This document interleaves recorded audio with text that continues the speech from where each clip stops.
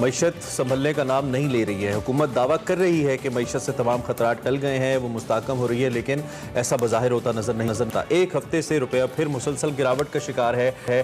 Dollar پھر تیزی سے اوپر جانا شروع ہو گیا. اوپن مارکیٹ میں پھر تقریباً 220 روپے تک ڈالر پہنچ چکا ہے. اسٹاک مارکیٹ تو اس میں بھی مسلسل مندی دیکھنے میں آ رہی ہے. ہفتہ وار جو مہنگائی ہے وہ بلند ترین سطح, اور ہم نے آپ کو رپورٹ کیا تھا 42% پر پہنچ گئی ہے. میں نے زندگی میں کبھی سوچا بھی نہیں تھا. ہم 2 ڈیجٹ پہ مہنگائی جاتی تھی, پریشان ہو جاتے تھے. دوسری جانب ہم اگر جو ماہانہ منتھلی جو انفلیشن کی ریشو ہے اس کی ہم بات کریں تو یہ 25% تک ہے. بجلی کے بل جو کہ خطرے کی طرح منڈلا رہے ہمارے سر پہ, عوام کا جینا دوبھر ہو گیا ہے. اس کے باوجود حکومت ہے فیول ایڈجسٹمنٹ کی مد میں بجلی مزید مہنگی کر چکی ہے. 4 روپے 69 پیسے فی یونٹ بجلی مزید مہنگی کر دی گئی ہے. اور اگر اسٹیٹ بینک کی بات کریں تو آئندہ 2 ماہ کے لیے جو شرح سود ہے وہ 15% تک برقرار رکھنے کا فیصلہ کیا گیا ہے. اٹ مینس کہ کوئی بہت بڑی اکنامک ایکٹیویٹی ہم نہیں دیکھنے جا رہے ہیں. اور اس کا مقصد یہی بتایا جا رہا ہے کہ بیرونی دباؤ روپے کو استحکام دینے کے لیے کرنٹ اکاؤنٹ خسارے کو روکنا ہے. اسی ساری صورتحال پہ بات کریں گے. ڈاکٹر خاقان ہمارے ساتھ موجود ہیں, ہمارے معیشت ہیں, ان کو ہم خوش آمدید کہیں گے. Thank you very much doctor Khaqan and a very good morning. I hope you are doing well. سب سے پہلے تو ڈاکٹر خاقان اوبویسلی ہم IMF اور دوسرے ملکوں کی بات کریں, اچھی خبریں آ رہی ہیں, لیکن ہم نے گزشتہ ہفتے دیکھا کہ روپیہ نیچے اور پھر ڈالر میں جو ایک اوپر اس نے جانا شروع کیا ہے. اسٹاک مارکیٹ کی سچویشن بھی کوئی اتنی حوصلہ افزا نہیں ہے, لیکن سٹل حکومت اس معاملے میں شور نظر آ رہی ہے کہ آئندہ آنے والے دنوں میں چیزیں بہتر ہو جائیں گی, جو روپیہ ہے اس میں استحکام آئے گا, ڈالر نیچے آئے گا. آپ اس حوالے سے کیا کامنٹ کریں گے؟ بسم اللہ الرحمن الرحیم. It's my pleasure to be on one of my favorite morning shows or with my 2 favorite anchors. Thank you, so kind of you.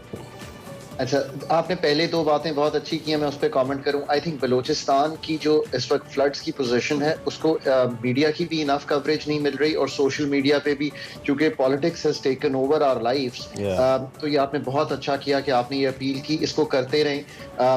آپ یہ سوچئے کہ انہوں نے اسکول بند کر دی ہیں بچوں کے. سو دس از the severity, یہ جو سنگینی ہے صورتحال کی یہ ہے. سو ہم ضرور لوگوں سے اپیل کریں, اور ہم خود بھی جو کر سکیں ہمیں فوراً وہ پیسے گورنمنٹ کو ڈونیٹ کرنے چاہیے, بیکاز وہاں پہ پہنچنے کا بھی گورنمنٹ ہی ایک بہت بڑا ذریعہ ہے.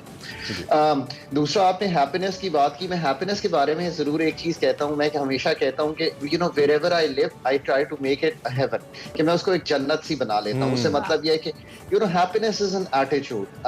مطلب ہم صبح اٹھ سکتے ہیں اور جا کے ایک واک ہی کر لیں, تو usually a walk in the morning makes my day.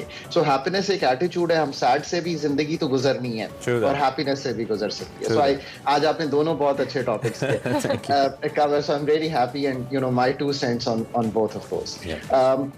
اب یہ ہے کہ دیکھیں, اکانومی میں ایک امیوننٹ تھریٹ کھڑا ہو گیا تھا کہ ہم ایک سیریس کرنچ میں آ گئے تھے.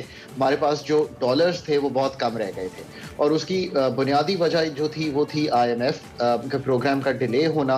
ہمارے ریزروز اس وقت بھی $7.8 بلین پہ ہیں. اب آپ کہیں گے کہ جی اس سے کیا مطلب؟ اس سے مطلب یہ کہ یہ ہماری 1 ماہ اور کچھ دن کی جو امپورٹس ہیں, اس وقت ہماری امپورٹس جو ہیں وہ کیا ہیں, وہ 6 سے 7 ارب ڈالر کی ہیں. سو اگر ہمیں اپنی امپورٹس کو کور رکھنا ہو تو ہمیں 3 ماہ کا رکھنا چاہیے, جس کا مطلب ہے ہمارے ریزروز 20 ارب ڈالر کے قریب ہونے چاہیے. یہ وہ زر مبادلہ کے ذخائر ہیں جو state bank of Pakistan hold کرتا ہے, وہ $7.8 بلین کے ہیں. سو یہ الون ایک بہت بڑا انڈیکیٹر ہے کہ اوور آل اکانومی میں جو پریشر ہے وہ کہاں سے آ رہا ہے, وہ یہاں سے آ رہا ہے. اب ان کو بلڈ کرنا جو ہے وہ ہمارا IMF پروگرام ہے, وہ ہمارا ADB world bank, IDB Islamic development bank کی لونز ہیں, بائی لیٹرلز ہیں, پھر ہماری نئی FDI ہے. اب حکومت قطر جا رہی ہے کہ وہاں سے کچھ FDI لی جائے, UAE جو ہے وہ انویسٹ کرے گا.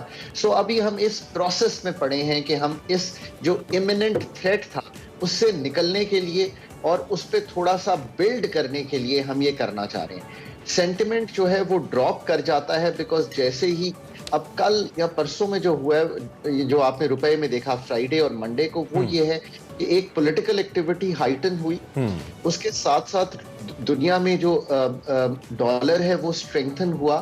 ہمارے اکنامک فنڈامنٹلز کی جو نیوز 2 آئیں, اور ایک کا میں نے ذکر کیا ریزروز کا, دوسری کا آپ نے کیا کہ 42.3% فوڈ انفلیشن آئی. تو آپ obviously sentiment جو ہے وہ change ہو جاتا ہے because data driven sentiment ہے market players کا. So market players نے میں نے بھی کہا کہ یار should I be holding the dollar? Doctor صاحب جی ڈاکٹر صاحب ایک سوال اس میں بڑا اہم ہے, آپ نے بڑی اچھے طریقے سے اس کو ایلیبریٹ کیا. ہم ہمیشہ جب بھی اپنی معاشی مسائل کی بات کرتے ہیں تو ہم کہتے ہیں کہ ہمیں اپنا ہاؤس ان آرڈر ہے, ہمیں اپنے خرچے کم کرنے ہیں, ہمیں اپنی جو ایک اکنامک سٹرکچر ہے اس کے اوپر اپنے ریونیوز کو بہتر کرنا ہے, اس پہ توجہ دینی ہے, ٹیکسز اور taxes collection, direct tax collection ہمیں بہتر کرنا ہے, اس طرح کی چیزیں. تو آپ کے خیال میں کیا ہم نے اپنا ہاؤس ان آرڈر کرنے کے لیے وہ اقدامات کیے؟ ٹیکسز تو ہم دھڑا دھڑ لگائے جا رہے ہیں, آئی ایم ایف سے بھی ہم مذاکرات کر رہے ہیں, مختلف سفراء سے بھی ہم مل رہے ہیں, سبھی لوگ کوشش کر رہے ہیں کہ پیسے آ جائیں باہر سے. ہم نے ڈومیسٹک اپنی کتنی تبدیلیاں کی ہیں اپنے اکنامک سٹرکچر کو بہتر کرنے کے لیے آپ کے خیال میں؟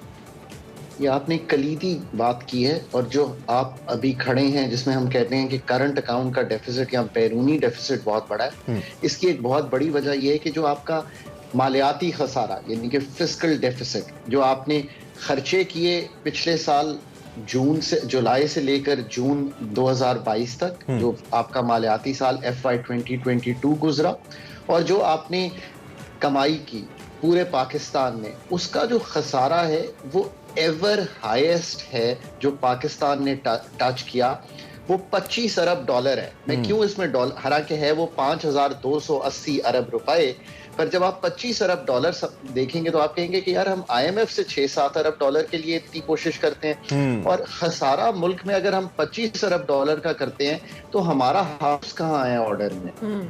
یہ ہے کلیدی بات جو آپ نے کی ہے. اگر یہ 25 ارب کی بجائے لیٹ سے 18 ارب ڈالر ہوتا یا 15 ارب ڈالر ہوتا, یہ یعنی کہ 5280 کی بجائے یہ 4000 ارب ہوتا, آپ کے ایکسپینڈیچرز کا کنٹرول ہوتا. اور یہ زیادہ ہوا اس وجہ سے ہے کہ کچھ ریونیو میں آپ نے نہیں کما سکے, آپ ایک نان ٹیکس ریونیو تھا اس میں بہت کمی ہوئی.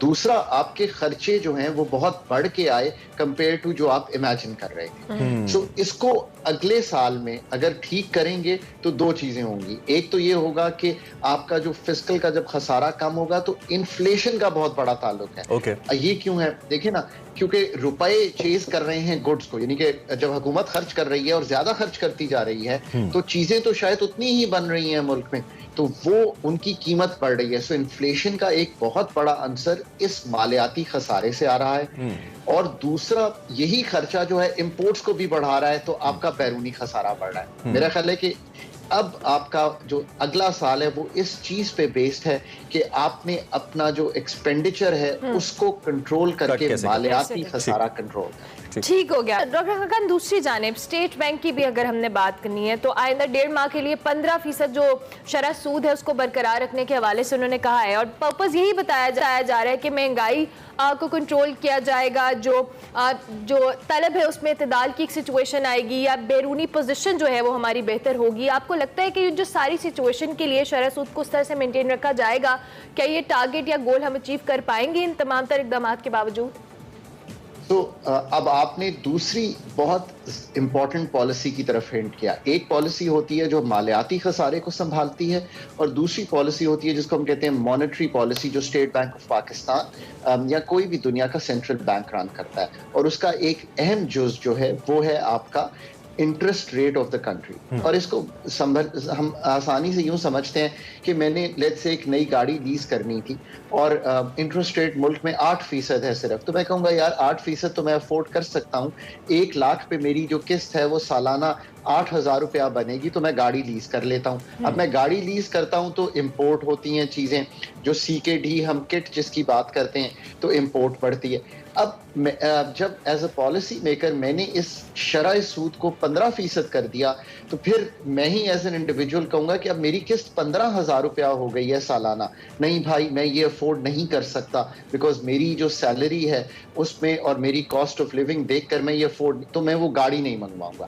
جب میں گاڑی نہیں منگواؤں گا تو اس کا مطلب ہے کہ امپورٹ بھی کم ہو گئی اور لوکل ڈیمانڈ بھی چیزوں کی کم ہو گئی. یہی مقصد ہے دنیا بھر میں اس وقت اسٹیٹ بینکس جو ہیں وہ یہ کر رہے ہیں, سینٹرل بینکس. میری امریکہ بھی بات ہوتی ہے, بنگلہ دیش بھی ہوئی, آسٹریلیا بھی ہوئی, سب نے اپنی شرح سود کو بڑھایا ہے. اور اس کا مقصد یہی ہے کہ آپ کی جو ڈیمانڈ ہے, آپ اور میں جو گڈز خریدتے ہیں وہ کم خریدیں اور اکانومی تھوڑی سی سلو ہو جائے, یعنی کہ گاڑیوں کی طلب, موٹر بائکس کی طلب، بائکس کی طلب، یہ سب کم ہو جائیں تاکہ یہ جو امپورٹ ہے وہ بھی کم ہو جائے اور ہماری جو اکانومی میں خسارے چل رہے ہیں وہ کم ہو جائیں.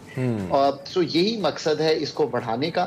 اس کو پچھلے صرف یہ میں کہہ دوں کہ بہت بڑی ہے پاکستان میں، یہ ستمبر سے اب تک 8% ہم نے اس کو بڑھایا ہے. سو وی آر اور میں ایک گڈ نیوز یہاں پہ دیتا ہوں بزنس کمیونٹی کو.